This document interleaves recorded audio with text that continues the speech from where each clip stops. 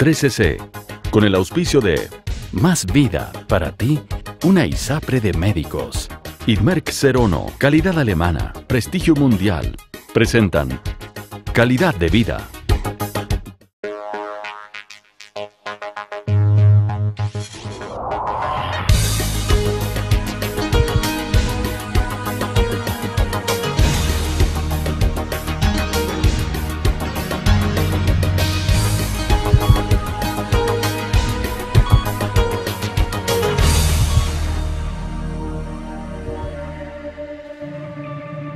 La enfermedad conocida como diabetes es un conjunto de trastornos metabólicos que afecta a diferentes órganos y tejidos. Dura toda la vida y se caracteriza por un aumento de los niveles de azúcar en la sangre. La Organización Mundial de la Salud reconoce 3 formas de diabetes: tipo 1, tipo 2 y diabetes gestacional, que ocurre durante el embarazo. Lamentablemente, con el aumento de la obesidad, especialmente en los grupos más jóvenes, incluso los niños, estamos viendo pacientes muy jóvenes con diabetes tipo 2. Antiguamente se pensaba que los niños cuando tenían diabetes tenían exclusivamente diabetes tipo 1, es decir, aquella que se controla con insulina, y ahora estamos viendo que la diabetes que presentan los niños más frecuentemente es la diabetes tipo 2, es decir, la que corresponde a los adultos. Actualmente se piensa que los factores más importantes en la aparición de una diabetes tipo 2 son, además de una posible resistencia a la insulina e intolerancia a la glucosa, el exceso de peso y la falta de ejercicio. La diabetes es una enfermedad que se puede prevenir en un alto porcentaje. Es decir, si una persona va engordando, va aumentando su cintura, va aumentando especialmente la obesidad abdominal, esa persona tiene que cuidarse mucho. Tiene que tratar de bajar de peso, hacer medidas dietéticas y al mismo tiempo ejercicio en forma mucho más mantenida. Y hay algunas veces en que hay que dar algunos fármacos que afortunadamente han demostrado tener efectividad. Para mantener la diabetes controlada se recomienda asistir a control periódicamente. Es clave dejar hábitos como el tabaco y el alcohol y aumentar la ingesta de verduras, frutas, legumbres y pescados. Conozca más sobre esta enfermedad hoy en Calidad de Vida. Nuevamente aquí en nuestro programa, en este mes de la patria, que vamos a conversar del tema de alimentos, porque en esta época todos tenemos en la mente, ¿no es cierto?, un asadito, las empanadas, en fin. Y para ello hemos invitado al profesor Néstor Soto. Néstor, muy bienvenido a nuestro programa. El profesor Soto estudió medicina en la Universidad de Chile, hizo su beca de medicina interna en el Hospital San Borja y actualmente el jefe de servicio de endocrinología y diabetes del Hospital San Borja. Vamos a hablar fundamentalmente un tema que interesa a millones de personas, a millones de chilenos, que es la diabetes.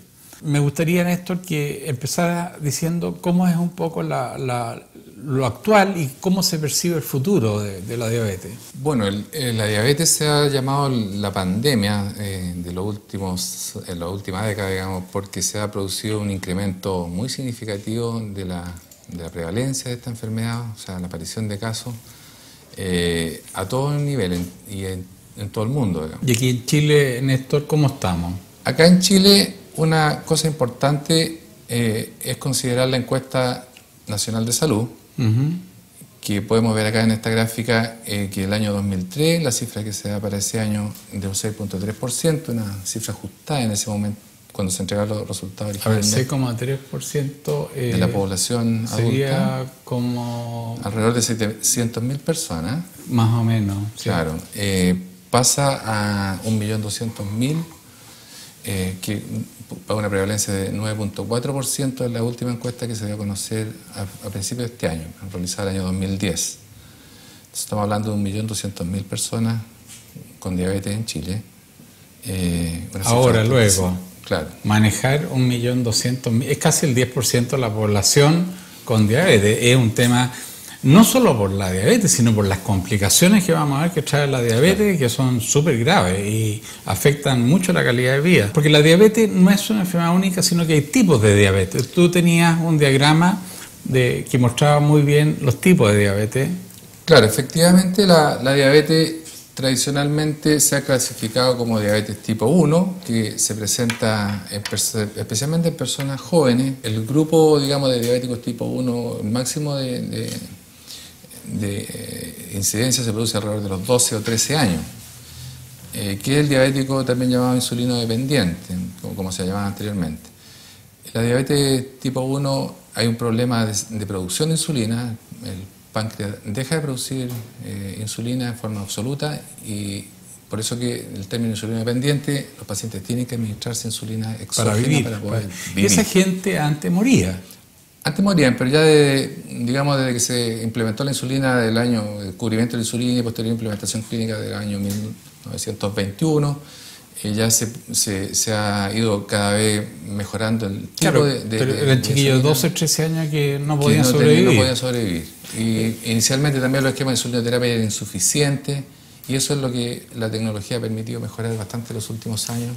El páncreas es una glandulita que está por detrás del estómago, aquí en el abdomen, está inmediatamente detrás del estómago, y es la que produce la insulina que permite que vivamos. Claro, ahí por ejemplo hay un esquema en el cual está localizado el páncreas detrás del estómago, digamos la cabeza hace contacto con el duodeno, la primera porción, y primera y segunda porción, y aquí hay una toma, digamos, microscópica, mirándolo como más de cerca este órgano, y se puede ver entonces que aparte del proceso de absorción de alimentos, digamos que se produce algunas sustancias que permiten ese proceso. El páncreas tiene estos islotes pancreáticos llamados islotes de Langerhans, que es donde se produce la insulina, y que esos son los que se alteran en forma definitiva y absoluta en el caso de la diabetes tipo 1. Para que nuestro público lo pueda entender, porque entre nosotros los médicos damos por hecho ciertas cosas que la gente no tiene por qué saber. ¿En qué consiste la diabetes? La diabetes, como decíamos, hay distintos tipos, pero fundamentalmente la diabetes se expresa por una incapacidad de regular o metabolizar o utilizar la glucosa, que es el azúcar, que es nuestro combustible, digamos, para poder funcionar, donde se produce la energía, digamos, a partir de los alimentos. Entonces, para que ese proceso ocurra, la glucosa tiene que entrar en las células donde se va a producir este fenómeno, especialmente, por ejemplo, en el tejido muscular, cuando uno quiere moverse, o el músculo cardíaco necesita moverse, necesita que esa glucosa ingrese a las células y sufra todo el proceso. Y que genere energía al ser humano. Y en esa entrada a la célula y ocurran todos estos procesos, la insulina es la hormona que permite que ese proceso ocurra. El tipo de diabetes que tú nos referías, la juvenil, es más bien acotado, ¿no es cierto? Claro, es menos del 10% del total de los diabéticos. Generalmente afecta a personas jóvenes, si bien también a veces hay algunos casos que pueden debutar de adultos, de sobre los 30, incluso sobre los 40 años. Claro, pero el resto, el 90% son diabetes... Claro, esta epidemia de la diabetes no está dada tanto por el diabético insulino dependiente, sino que es por el diabético tipo 2, llamado tipo 2, habitualmente asociado a obesidad, y ha ido un poco de la mano la epidemia de obesidad con la epidemia de la diabetes de tipo 2. ¿Cómo se puede dar cuenta una persona que pudiera tener diabetes? A veces las personas se dan cuenta porque ya hay antecedentes familiares. Muy importante. Claro, o sea, si la persona tiene uno o dos padres diabéticos, el riesgo que tiene es mayor. O sea, eso es. Lo otro es cuando las personas tienen sobrepeso importante y el estilo de vida desde el punto de vista de alimentación puede estarle influyendo en el sentido que consuman dietas muy hipercalóricas, con mucha masa, mucho carbohidrato. Pero la pregunta no es ¿pueden pasar muchos años sin que la persona se dé cuenta que tiene una diabetes? Efectivamente, ese es el gran problema de esta enfermedad, que es bastante silenciosa en sus primeras etapas, y si no se hace una pesquisa dirigida, puede ocurrir que la persona tenga diabetes hasta 7, 8, 10 años de evolución. Claro, nosotros vimos en el programa anterior respecto a la hipertensión, que también pasaban muchos años antes que la persona se diera cuenta. Claro. Y aquí también puede ocurrir lo mismo. Puede ocurrir lo mismo. Ahora, afortunadamente acá, por lo menos en nuestro país, se han estado haciendo bastante esfuerzo en relación a la pesquisa de diabetes. Y, por ejemplo, en la misma encuesta nacional de salud, el porcentaje de personas diabéticas que desconocen ser diabéticos es bastante más baja que incluso a nivel mundial. O O sea, en esa encuesta aparece una cifra más o menos de 14-15% nomás de gente. Tú sabes no que saben Chile, desde el punto de vista sanitario, es súper disciplinado. Sí, claro. Eso viene del tiempo de la tuberculosis. Claro, en ese sentido, como se ha ido también implementando más laboratorios, más facilidad de acceso a poder hacer el diagnóstico con un examen de laboratorio, que es bastante simple, que es la medición de la glicemia al azar o en ayunas, según, digamos, si esté o no con síntomas del paciente. Pero muchas veces los pacientes se lo hacen como chequeo o parte de un examen de salud, y ahí está este examen y ahí aparece que está elevado, y si eso se junta con que hay antecedentes familiares, si el paciente además tiene sobrepeso. Muchos pacientes llegan a la consulta mía y traen la glicemia y traen la curva de tolerancia a la glicemia también, que se la ha pedido el colega, y traen una glicemia glicosilada. Hemoglobina glicosilada. Claro. ¿Por qué no les explica? Porque mucha gente se lo hace ¿para qué es cada cosa? Claro, la glicemia en ayuna y la prueba de tolerancia a la glucosa uno lo utiliza como método de diagnóstico. O sea, si uno no sabe si la persona es diabética o no, si está con síntomas, uno puede tomar la glicemia. Si está elevada sobre 200, uno dice diabético. Si la persona no está con síntomas, por ejemplo, tiene una glicemia levemente elevada, 140, 150, puede que no tenga síntomas, pero sí ser diabético. Entonces uno la repite, ¿ya? Para confirmar que efectivamente está. Si tiene dos glicemias o más de una glicemia sobre 126, uno confirma el diagnóstico de diabetes. En esos casos no es necesario hacerse una prueba de tolerancia a la glucosa. ¿Cuándo es necesario? Cuando la glicemia en ayuna no es diagnóstica, o sea, cuando tiene menos de 126, 120, 115, 108, o incluso menos de 100, pero la persona es obesa, tiene familiares diabéticos. Ahí uno hace la prueba de tolerancia a la glucosa, que es dar una carga de azúcar y ver cómo responde, cuánto sube. Si sube sobre cierto rango, uno puede decir es diabético, o es prediabético, o es normal. Oye, ¿y la hemoglobina glicosilada? Eso se utiliza fundamentalmente para controlar el tratamiento de la diabetes, para ver si el promedio de sus glicemias de los últimos 3 meses está dentro de un rango adecuado, porque ocurre muchas veces que los diabéticos se cuidan el día antes de ir a la consulta a tomarse el examen para llegar con buena nota el día de la consulta con el doctor, pero llegan 2 o 3 meses de mal control. Entonces este examen es mejor en el sentido de poder saber bien qué ha pasado los últimos meses. Y ahí, por ejemplo, uno les pide a los pacientes que estén con niveles bajo 7%, las personas no diabéticas tenemos menos de 6%, pero bajo 7 se ha visto que se pueden reducir las complicaciones crónicas en forma muy significativa. Que vamos a echar a ver. Claro. Te voy a suspender aquí un segundito, no se muevan, en un minuto más volvemos a la segunda parte con el doctor Néstor Soto, que estamos hablando de la diabetes, cómo es y su prevención.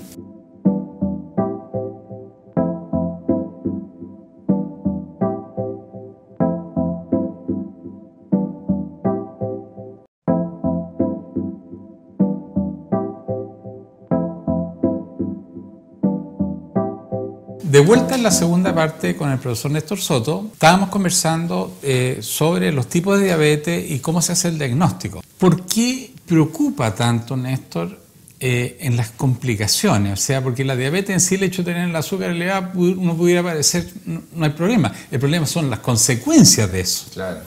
El gran problema de la diabetes son justamente las complicaciones a largo plazo.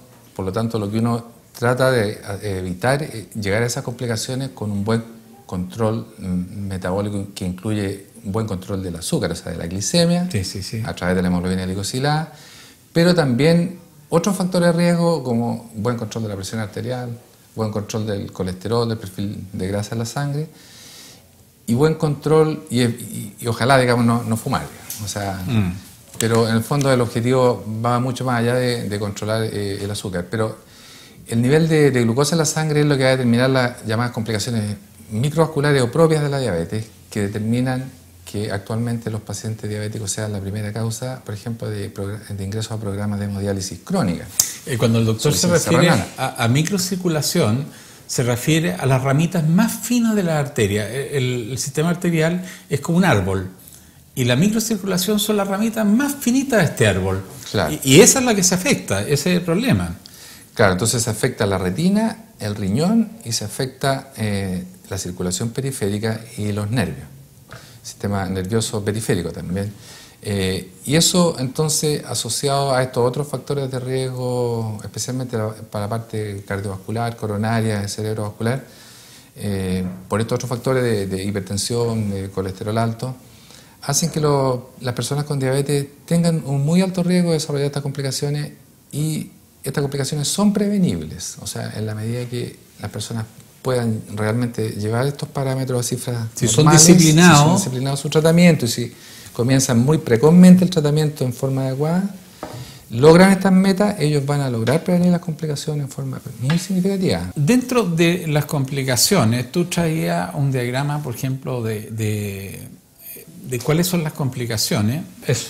Se puede ver en los principales sitios de complicaciones. Por una parte, a nivel de los ojos, por ejemplo, se produce la llamada retinopatía diabética, que es un daño de la microcirculación en la retina que, en definitiva, determina que esta retina pueda sufrir hemorragia, incluso desprendimiento, y llevar a la pérdida de visión.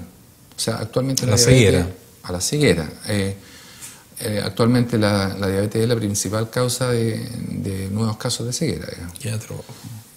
A nivel renal, como decía anteriormente, es la primera causa de ingreso a programas de hemodiálisis a nivel mundial y también acá en nuestro país. Del orden de un tercio de los pacientes que se dializan en Chile es por falla del riñón, producto de la diabetes. Producto de la diabetes mal controlada. Sistema nervioso periférico, en el cual la persona, aparte de que puede sufrir dolores, puede manifestarse esto por calambres, por hormigueo, por lo fundamental es la pérdida de la sensibilidad, de modo que la persona queda expuesta, por ejemplo, a sufrir una herida en el pie, no darse cuenta porque no lo siente, no le duele como le duele normalmente a uno cuando tiene una herida en el pie, y seguir funcionando igual, y esa herida se va profundizando, se va agrandando, después se infecta y se complica más. Se pueden producir úlceras en la planta de los pies, por ejemplo, importante, que altera mucho la posibilidad de caminar, y fundamentalmente cuando se agrega un problema circulatorio, llegamos a este desastre que es lo que nosotros queremos evitar, que es, digamos, la aparición de muerte, digamos, de tejido a nivel del pie, especialmente en las zonas más distales, que obligan a amputación. También la diabetes es la principal causa de amputaciones no traumáticas en general a nivel mundial. Todo esto es una complicación tardía en esto, ¿no? Tardía. Tú podrías no llegar a esto. Todo esto se puede prevenir en la medida que uno logre las metas de buen control metabólico en cuanto a... Claro, uno podría no llegar a este punto, digamos. Claro. Y eso justamente es el mensaje que más nos interesa transmitir y poder llegar a lograrlo. Digamos. O sea, usted tiene que ir al endocrinólogo, tiene que verse si tiene diabetes o no, porque le volvemos a decir que existe un 10% de la población que tiene diabetes, y si dividimos el país, 17 millones por 2, sube a un 20% de la posibilidad que usted sea diabético. Es muy fuerte. Claro. Es muy fuerte. Dentro de los tratamientos, ¿qué es lo que sugieren ustedes la Sociedad de Endocrinología? En general, los tratamientos, siempre la base del tratamiento de las personas con diabetes, hablando siempre de la diabetes tipo 2, que es la gran masa, es cambio de estilo de vida.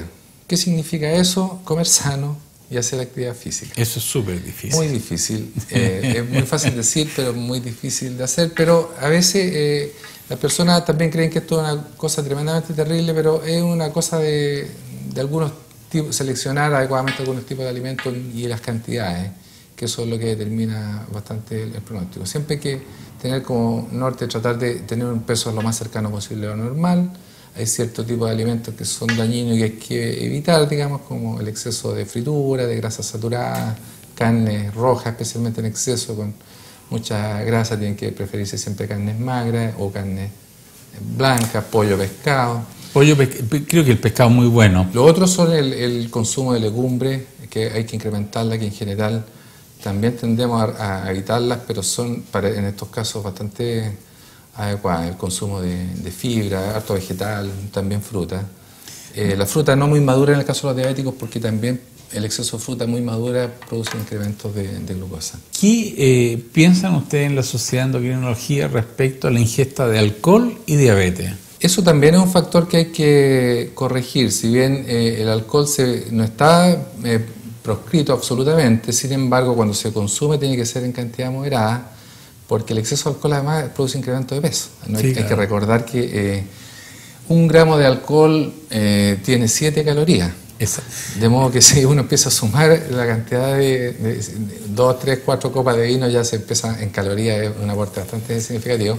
Y si eso uno lo hace con frecuencia, va incrementando eso, digamos. Las cosas light, ponte tú el yogur light, ¿cuán confiable es este tipo de alimento que te dicen que el light libre de azúcar? Pero tú, la leche condensada libre de azúcar, ¿es verdad eso o no? Lo que pasa es que ahí depende del endulzante que se utiliza. Libre de azúcar significa que no tiene sacarosa, que es el azúcar corriente. Ahora han salido bastantes endulzantes en los últimos años que dan alternativas de distintos sabores, que algunos son más o menos parecidos al azúcar y uno puede adaptarse un poquito mejor a utilizarlo. La verdad que ahí, en general, los productos light hay que fijarse en el fondo en el etiquetado si es que para ser libre de azúcar no tiene que contener sacarosa. Puede contener sucralosa, por ejemplo, que es un endulzante artificial, o aspartame, que es otro. Pero normalmente es con la letrita así, muy hay que difícil verla de con ver, lupa, claro. Y interpretar y leer es re difícil. Claro. Yo pienso que eso debiera ser mucho más marcado, más que alimentos buenos, malos, o sea, que esos el fueran etiquetado que esté. Pero sí. Eso se está trabajando incluso a nivel de Congreso en poder establecer una pauta más clara respecto más claras, a eso, exactamente. para la población general y que no sea experto en el tema, tiene por qué serlo, digamos, para poder entender claramente los contenidos. Y las bebidas light, tú también puedes relativamente en forma confiada. Sí, ahí en general esos son productos que sí no contienen azúcar y se pueden utilizar. Es como tomar agua. Es como tomar agua desde el punto de vista del metabolismo, o sea, no afecta, digamos, no afecta el que vaya a subir la glucosa en la sangre y se pueden utilizar de hecho las personas con diabetes pueden usarlo, digamos, Y una última pregunta, ¿en qué afecta el hecho que una persona, tú le hiciste el diagnóstico que es diabético o que no quiere ser diabético? ¿En qué afecta el hecho que esa persona empiece a ir a un gimnasio y empiece a hacer regularmente alguna actividad física? Bueno, hay varios estudios que han demostrado que, por ejemplo, asociando la dieta con el ejercicio, o incluso hay estudios que han mostrado que solamente haciendo ejercicio regular, con el equivalente a una media hora diaria, o sea, 3 horas y media, 4 horas a la semana, se puede prevenir la diabetes del orden de un 58%. O sea que es salvaje. Claro, cuando la persona ya tiene prediabetes, o sea que está a puertas de tener una diabetes en los próximos 5 años, si hace un cambio de estilo de vida en términos de actividad física y de una dieta más balanceada, más adecuada, puede prevenir en esa magnitud, digamos. O sea. Yo te puedo contar algo así antropológico. Tú me habías mostrado la relación del mapuche que vive en el campo versus urbano, de la Aymara. Sí. Por razones de tiempo no podemos mostrarlo, pero es muy interesante. Y cómo el mapuche tiene una baja incidencia de diabetes, pero si lo trasladamos a la ciudad, sube al nivel de la población normal. Claro, los primeros estudios que se hicieron en mapuche acá en las reservas, ¿sí?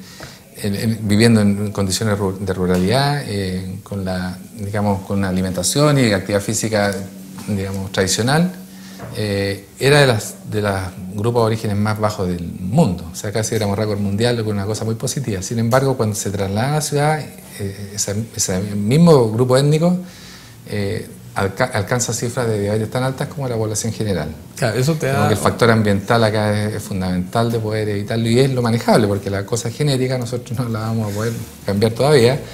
Y lo mismo pasó en los Aymara cuando lo evaluaron, digamos, a nivel en las mismas condiciones. Rural digamos. versus urbano, se trasladan y se incrementa la tasa de obesidad y la tasa de diabetes. Tú sabes que el azúcar, tal como la conocemos nosotros ahora, es un alimento que no tiene más de 3 o 4 siglos en el ser humano.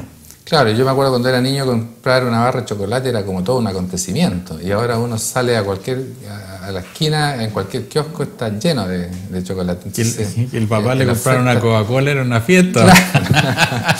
Así que ahora está tan fácil el acceso y tan diseminado todo esto que en las pastelerías era una pastelería por ciudad habitualmente. Sí, claro. Está lleno.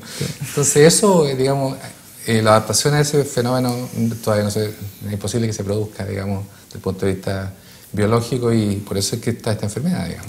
Bueno, Néstor, tú ves que el tiempo se nos pasa volando y te agradecemos como presidente de la Sociedad de Endocrinología de Chile y toda la gente que tú representas, la presencia y tu colaboración en nuestro programa. Y en nuestro público, que por favor manden los mails. Nosotros vamos haciendo los programas de acuerdo a los mails, a las necesidades que ustedes tienen de saber más, de conocer más cosas, y así vamos dando continuidad al programa de acuerdo a los deseos de ustedes. Néstor, nuevamente, muchas gracias, muy amable. Gracias.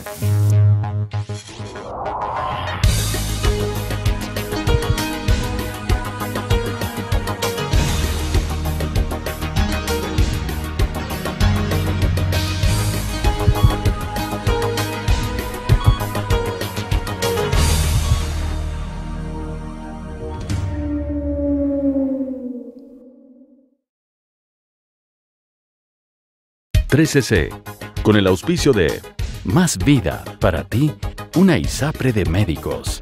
Irmerck 01, calidad alemana, prestigio mundial. Presentaron Calidad de Vida.